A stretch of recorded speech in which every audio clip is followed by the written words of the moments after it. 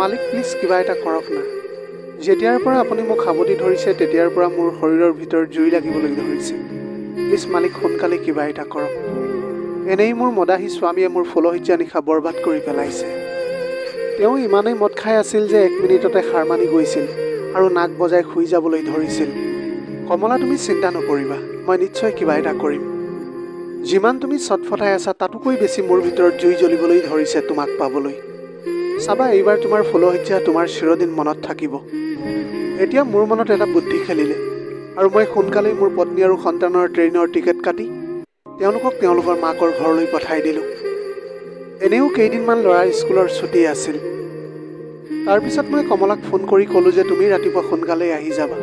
পত্নী আৰু ল'ৰাকেইটাই সিহঁতৰ মোমাইকৰ ঘৰলৈ গৈছে। পিছদিনা কমলা ৰাতিপুৱাই আহি গ'ল।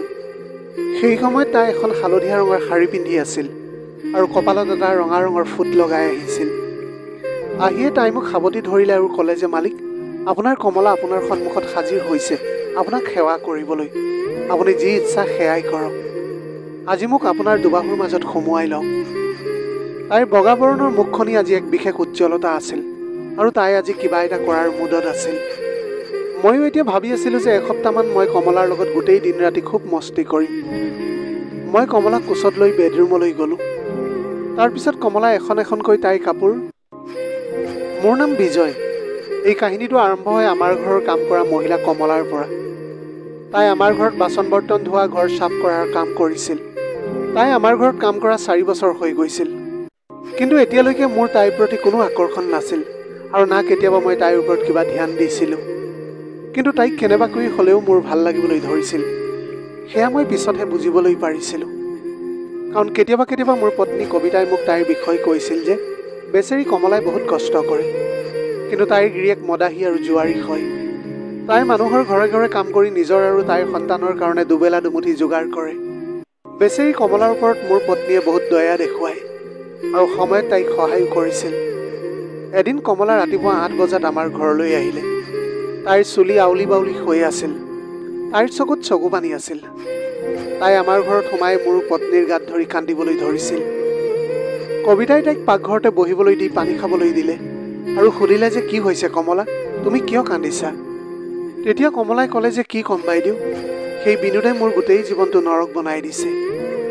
সি কালি ৰাতি বহুত মদ খাই আহিলে আৰু মোৰ পৰা পইচা বিচাৰিবলৈ ধৰিছিল। যেতিয়া মই মানা কৰিলোঁ তেতিয়া মোক বহুত মাৰিছিল। এতিয়া আপুনিয়ে কওকচোন বাইদেউ, মই কি কৰিম? এতিয়া মোৰ জীয়াই থাকিবলৈ মন যোৱা নাই। মোৰ এতিয়া মৰিবলৈ মন গৈছে। কিন্তু কি কৰিম, মই মৰিবলৈও নোৱাৰোঁ, কাৰণ মোৰ সৰু 2জনী যজা কন্যা সন্তান আছে। তেতিয়াই কবিতাই ক'লে যে কমলা, তুমি নাকান্দিবা, চাওঁ মই কি কৰিব পাৰোঁ। মই মোৰ স্বামীক এইবিলাক কৈ চাওঁ। তেওঁ তোমাৰ স্বামী বিনোদৰ লগত অলপ কথা পাতিব। নহ'লে এনেকৈ কিমান দিনলৈকে চলিবা তোমালোক? তেতিয়াই মোৰ পত্নী কবিতাই মোক মাত লগালে আৰু পাকঘৰলৈ মাতিলে। মই যেতিয়া পাকঘৰলৈ গ'লোঁ তেতিয়া কবিতাই কমলাৰ সমস্যাৰ কথাটো ক'লে। সেই সময়তে কবিতাই কিবা এটা কামৰ বাবে বেলেগ এটা কোঠালৈ গুচি গ'ল। তেতিয়াই মই কমলাৰ ফালে চাইছিলোঁ। তেতিয়া তাইৰ চকুত চকু পানী আছিল। মই তাইক সান্তনা দি ক'লোঁ, কমলা তুমি একেবাৰে চিন্তা নকৰিবা, মই তোমাৰ স্বামী বিনোদৰ লগত কথা পাতিম। তেতিয়াই কমলাই মোৰ হাতত ধৰিলে আৰু তেতিয়াই মোৰ শৰীৰত এটা বিজুলীৰ চক লগাৰ দৰে হ'ল। আজি প্ৰথমবাৰ কমলাক দেখি মোৰ ভিতৰৰ মানৱতাটো জাগি উঠিছিল। মই যেতিয়া তাইৰ ফালে লক্ষ্য কৰিছিলোঁ তাইৰ দুচকুত এক অদ্ভুত ধৰণৰ উৎকণ্ঠা মোৰ অনুভৱ হৈছিল। আজি প্ৰথমবাৰৰ বাবে তাইৰ সৌন্দৰ্যতাক মই ইমান গভীৰভাৱে অনুভৱ কৰিছিলোঁ। তাই মোৰ হাতখন এনেকৈ ধৰিছিল যেন মই তাইৰ কোনো বিশেষ ব্যক্তিহে। তাৰপিছত মই তাইৰ চকু পানী মচি দিলোঁ আৰু এটা মুহূৰ্তৰ বাবে মই তাইক মোৰ দুবাহুৰ মাজতে ল'লোঁ, যাৰ ফলত মোৰ অন্তৰত এক বিশেষ শিহৰণ জাগি উঠিছিল। তাৰপিছত মই তাইক ক'লোঁ যে কমলা কি হ'ল? কমলাই চাগে নিজকে পাহৰি গৈছিল। মোৰ ভয় লাগিবলৈ ধৰিছিল যে কবিতাই আহি দেখিলে কি হ'ব। সেইকাৰণে মই নিজকে তাইৰ পৰা বেলেগ কৰিলোঁ আৰু লাহেকৈ তাইৰ কাণত ক'লোঁ, কমলা মোৰ জান এইবিলাক কি কৰিছা? মোক মাৰ খোৱাবা নেকি তুমি? কমলাই তেতিয়া কৈছিল যে মালিক, আপুনিতো কেতিয়াবাৰ পৰাই মোৰ অন্তৰত ঠাই লৈছে। মই তেতিয়া ক'লোঁ যে কমলা তুমি এয়া কি কথা কৈছা? কমলাই ক'লে, হয় মালিক, এতিয়া মই আপোনাক কেনেকৈ বুজাওঁ? আপুনিতো মোৰ ফালে নাচায়। মই ক'লোঁ যে পাগলী, এনেকুৱা কোনো কথা নহয়, তুমি গাভৰু আৰু দেখিবলৈ ধুনীয়া। কমলাই তেতিয়া ক'লে যে কি লাভ এনেকুৱা সৌন্দৰ্যতাৰ, যেতিয়া কোনোৱেই মোৰ ফালে নাচায়। মই তেতিয়া কমলাৰ ফালে চাই ক'লোঁ যে কমলা, সকলো ঠিক হৈ যাব। কিন্তু এটা মুহূৰ্তৰ কাৰণে তাইৰ স্পৰ্শই মোক পাগল কৰি তুলিছিল। সেই সময়কণে মোৰ মনত উত্তেজনাৰ সৃষ্টি কৰিছিল। হয়তো তাইৰ মনটো তেনেকুৱাই অনুভৱ হৈছিল। যিগৰাকী নাৰী 4 বছৰৰ পৰা সদায় মোৰ ওচৰতে আছিল, সেইগৰাকী নাৰীক মই আজিলৈকে ভালকৈ চোৱাই নাছিলোঁ। আজি তাইৰ সৌন্দৰ্যতাৰ যাদুৱে মোক আঘাত কৰিছিল। তেতিয়াই কবিতাই পাকঘৰলৈ আহিলে আৰু মোক ক'লে যে বিজয়, কিবা এটা কৰক। তাইৰ গিৰিয়েকে একো কাম ধান্দা নকৰে, একো এটা টকা উপাৰ্জনো নকৰে। কমলাৰ পৰা টকা নি মদ আৰু জুৱাত উৰুৱাই দিয়ে আৰু তাৰপিছত বেচেৰি কমলাৰ ওপৰতে সি হাত উঠায়। মই তেতিয়া ক'লোঁ যে কবিতা, এতিয়াতো কিবা এটা কৰিবই লাগিব। তাৰপিছত মই কমলাৰ ফালে চালোঁ আৰু ক'লোঁ যে কমলা, তুমি একেবাৰে চিন্তা নকৰিবা। মই আজিয়ে তোমাৰ ঘৰলৈ গৈ বিনোদৰ লগত কথা পাতিম। মই কমলাক সুধিলোঁ, বিনোদ কেতিয়া ঘৰলৈ আহে? কমলাই তেতিয়া ক'লে যে মালিক, সি ঘৰলৈ অহাৰ কোনো নিশ্চিত সময় নাই, তথাপিও 10 মান বজাত সি ঘৰ আহি পায়হি। মই ক'লোঁ যে কোনো কথা নাই, মই আজি তোমালোকৰ ঘৰলৈ যাম। কমলাৰ মুখত এটা সন্তুষ্টিৰ ভাৱ ফুটি উঠিছিল। তাৰপিছত কবিতাই ক'লে যে বিজয়, আপুনি আজি কমলাৰ ঘৰলৈ গৈ কথা পাতিবলৈ একেবাৰে নাপাহৰিব। মই ক'লোঁ যে কবিতা, তুমি একেবাৰে চিন্তা নকৰিবা, আজি মই নিশ্চয় যাম। তাৰপিছত মই কমলাক সুধিলোঁ যে তোমালোকৰ ঘৰত কোন কেনেকৈ আছে? তেতিয়া কমলাই ক'লে যে মালিক, মোৰ শহুৰ দেউতা যোৱা বছৰ ঢুকাল। শাহুমা তেওঁ মোৰ বৰ্জনাৰ লগত গাঁৱতে থাকে। ইয়াতেতো মই, বিনোদ আৰু মোৰ সৰু ছোৱালী 2জনী থাকোঁ। মই তেতিয়া ক'লোঁ যে ঠিক আছে, মই আজি তোমালোকৰ ঘৰলৈ গৈ বিনোদৰ লগত কথা পাতিম। আজি কমলাৰ কথাবিলাকে মোৰ অন্তৰখন একেবাৰে আঘাত কৰি গৈছিল। তাৰপিছত মই সাজু হৈ মোৰ অফিচলৈ ওলাই গ'লোঁ। যোৱাৰ সময়ত কবিতাক কৈ আহিলোঁ যে সন্ধিয়া মই কমলাৰ ঘৰলৈ যাম। সেইকাৰণে ঘৰ আহি পাওঁতে মোৰ অলপ দেৰি হ'ব পাৰে। গোটেই দিনটো আজি মোৰ অফিচত একেবাৰে মন বহা নাছিল। নাজানো কিয় কমলাৰ ধুনীয়া মুখখনি মোৰ সন্মুখত বাৰে বাৰে ভাহি আহিছিল। আজি মোৰ তাইক কোনো অপ্সৰাতকৈ কম লগা নাছিল। যেনে তেনে অফিচৰ সময় শেষ হ'ল। মই গাড়ী উলিয়ালোঁ আৰু চিধাই কমলাৰ ঘৰলৈ বুলি ওলাই আহিলোঁ। তাইৰ ঘৰ অলপ দূৰত এটা পুৰণি কলনীত আছিল। মই কমলাৰ ঘৰ পাই দৰ্জাত টুকুৰিয়ালোঁ। অলপ সময় পিছতে কমলাই দৰ্জাখন খুলিলে। এতিয়া কমলাক দেখি মোৰ মনটো আনন্দতে নাচি উঠিছিল। যিজনী কমলাক ৰাতিপুৱা মৰহি যোৱা ফুলৰ দৰে দেখিছিলোঁ, এতিয়া তাইক একেবাৰে সৰগৰ পৰি যেন লাগিছিল। তাই এখন পাতল ৰঙা ৰঙৰ শাৰী পিন্ধি আছিল। শিৰত সেন্দুৰ, ওঠত লিপষ্টিক যেন তাই মোৰ বাবে অপেক্ষা কৰি আছিল। কমলাই তেতিয়া ক'লে যে মালিক, আপুনি আহি গ'ল। মই জানিছিলোঁ যে আপুনি নিশ্চয় আহিব। তাৰপিছত তাই মোক ভিতৰলৈ মাতিলে আৰু ওচৰতে বিচনাখনতে বহিবলৈ দিলে। মোৰ চকু এতিয়াও কমলাৰ ওপৰতে আছিল আৰু তাই মোৰ চাৱনি ধৰিবলৈ পাৰিছিল। এতিয়া তাই মোৰ একেবাৰে সন্মুখতে মজিয়াত পীৰা এখন পাৰি বহিল আৰু এতিয়া আমি দুয়োৱে ইজনে সিজনৰ ফালে চাই আছিলোঁ। হয়তো এই এদিনতে মোৰ আৰু কমলাৰ মাজৰ দূৰত্বটো শেষ হৈ গৈছিল। মই তেতিয়া কমলাক সুধিলোঁ, মই তোমাক কথা এটা কওঁ, কি সঁচাকৈ তুমি মোক পচন্দ কৰা নেকি? তেতিয়া কমলাই ক'লে যে মালিক, এগৰাকী নাৰীয়ে কি কৰিব যেতিয়া তাইৰ স্বামীজনেই মদাহী হয়? তেনেস্থলত তাই আপোনাৰ দৰে পুৰুষকেতো নিশ্চয় ভাল পাব লাগিব ন? এতিয়া আপুনিয়ে চাওকচোন কিমান শান্ত আৰু কিমান হাঁহিমুখীয়া। কবিতা বাইদেৱে মোক আপোনাৰ বিষয়ে সকলো কথা কয়। বাইদেৱে আপোনাৰ দৰে মৰম কৰা এজন স্বামী পাইছে আৰু মই এজন এনেকুৱা মদাহী যিয়ে অনবৰতে নিচাহতে থাকে। ৰাতি হ'লে সদায় মদ খাই আহে আৰু 1 মিনিটতে আউট হৈ যায় আৰু মই সদায় এনেকৈ বিচনাতে চটফটাই বাগৰি থাকিবলগীয়া হয়। তাৰপিছত মই ক'লোঁ, কমলা, মই এটা কথা কওঁ, বেয়া নোপোৱাতো? কমলাই ক'লে, কওক মালিক, এতিয়ানো কি বেয়া পাম? তাৰপিছত মই ক'লোঁ, কমলা তুমি?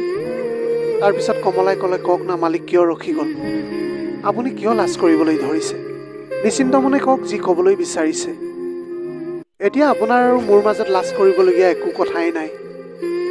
তাৰপিছত মই ক'লোঁ যে কি কমলা, কেতিয়াবা তুমি আন পুৰুষৰ লগত সম্পৰ্ক কৰিছা নেকি?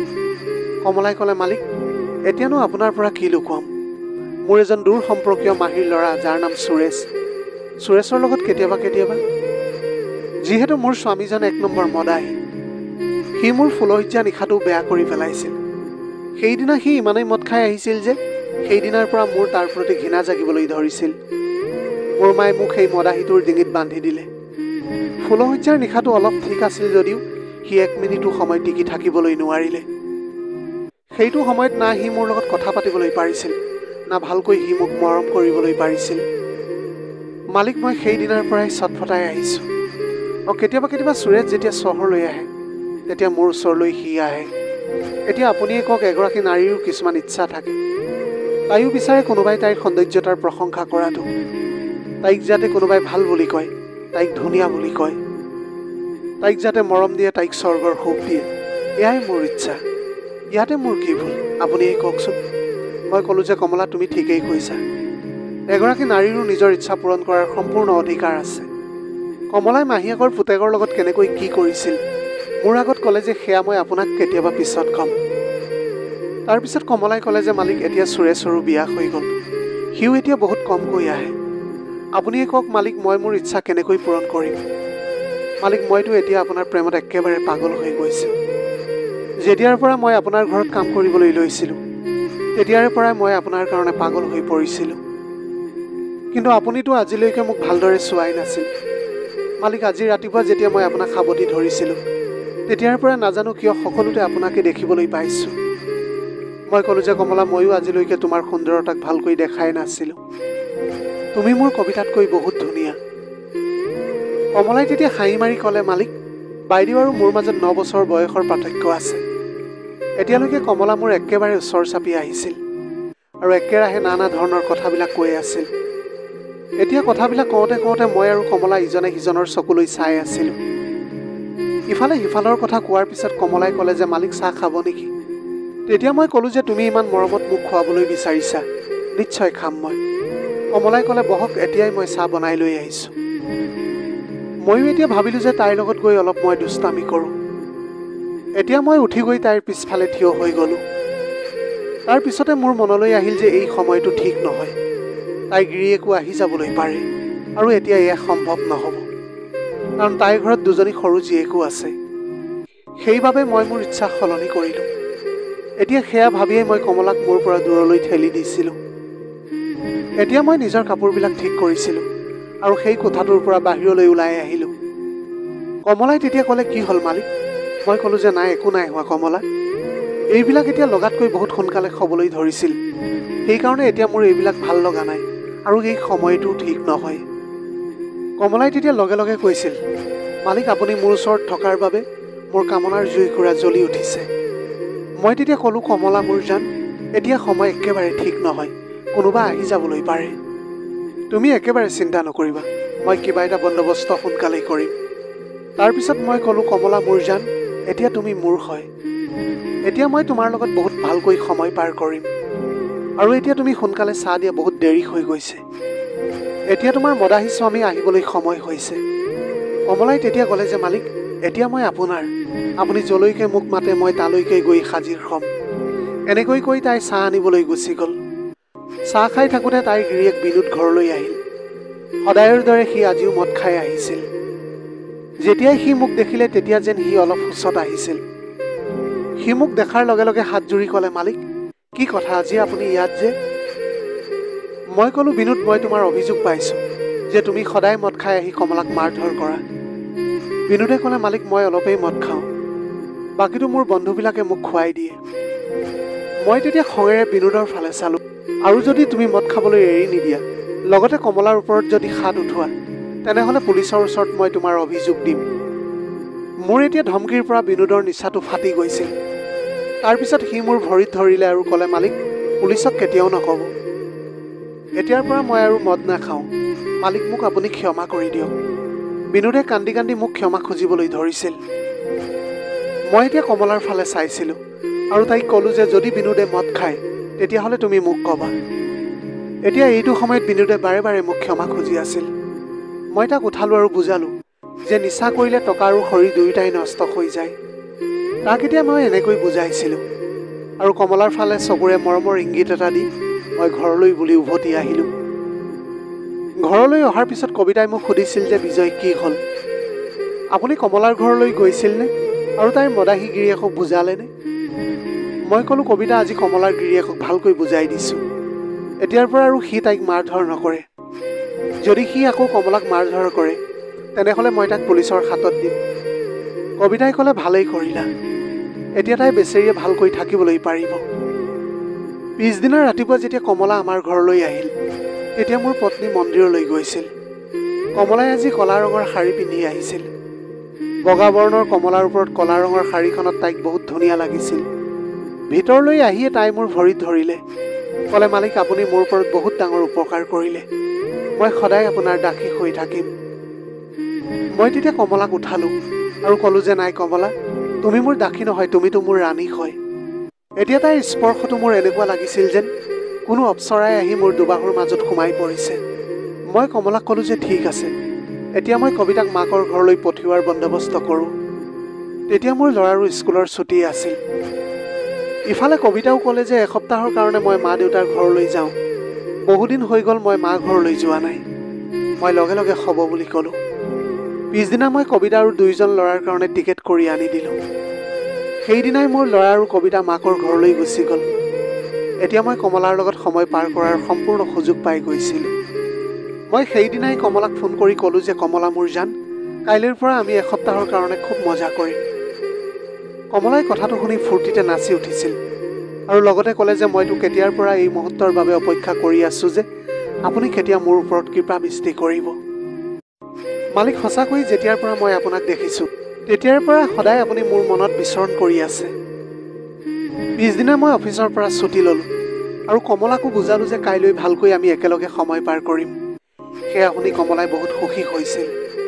তাই সদায়ৰ দৰে ৰাতিপুৱা আমাৰ ঘৰলৈ আহিলে আৰু আহিয়ে মোক সাৱটি ধৰি ক'লে, মালিক, মই আপোনাৰ দাসী, আপোনাৰ সেৱাৰ কাৰণে সাজু হৈ গৈছোঁ। আপোনাৰ আজি যি মন যায় সকলো কৰিব পাৰে। আজি মোক আপোনাৰ দুবাহুৰ মাজত সুমুৱাই লওক। কমলাই আজি হালধীয়া ৰঙৰ শাৰী এখন পিন্ধি আহিছিল। কপালত এটা ফুট আছিল। হালধীয়া শাৰীখনত কমলা সূৰ্যমুখী ফুল যেন লাগিবলৈ ধৰিছিল। তাইৰ গোলপীয়া গালত আজি যেন বিশেষ এক উজ্জ্বলতা জিলিকি উঠিছিল। কমলাই আজি একেবাৰে মস্তি কৰাৰ মুডত আছিল। ময়ো ভাবি লৈছিলোঁ যে আজি পুৰা মস্তি কৰিম। মই কমলাক মোৰ দুবাহুৰ মাজত সাৱটি ধৰিলোঁ। মোৰ এতিয়া এনেকুৱা অনুভৱ হ'বলৈ ধৰিছিল যে কোনো প্ৰেমিক প্ৰেমিকাই বহুদিনৰ পিছত একেলগে মিলন হৈছে। মই কমলাৰ কাণত ক'লোঁ, তুমি সাজু আছানে? কমলাই তেতিয়া লগে লগে ক'লে, মালিক, মই আজি আপোনাৰ ওচৰত মোৰ সকলো দেহ মন সমৰ্পণ কৰিছোঁ। আহক আজি দুয়ো আমি প্ৰেমৰ সাগৰত বিলীন হৈ যাওঁ। আৰু এনেকৈ আমাৰ প্ৰেমৰ খেল আৰম্ভ হৈ গৈছিল। তাৰপিছত 2 বছৰলৈকে এনেকৈ চলি থাকিল। প্ৰিয় দৰ্শক, এয়াই আছিল আজিৰ কাহিনীৰ ভাগ। আজিৰ ভিডিঅ'টি কেনেকুৱা লাগিলে জনাব। যদি ভাল লাগিল তেনেহ'লে লগৰ বন্ধু বান্ধৱীসকলৰ মাজত শ্বেয়াৰ কৰিবলৈ নাপাহৰিব। আপোনালোকৰ গোটেই জীৱনটো হাঁহিৰে উপচি পৰক। পাৰিলে দুখীয়াজনক অলপ সহায় কৰিবলৈ চেষ্টা কৰিব। আপোনালোকৰ অকণমান সঁহাৰিয়ে যদি কোনোবা এজন দুখীয়াৰ জীৱনটো সলনি কৰিবলৈ পাৰে, তাতকৈ পুণ্যৰ কাম আৰু এই পৃথিৱীত একোৱেই হ'ব নোৱাৰে। Have a nice day.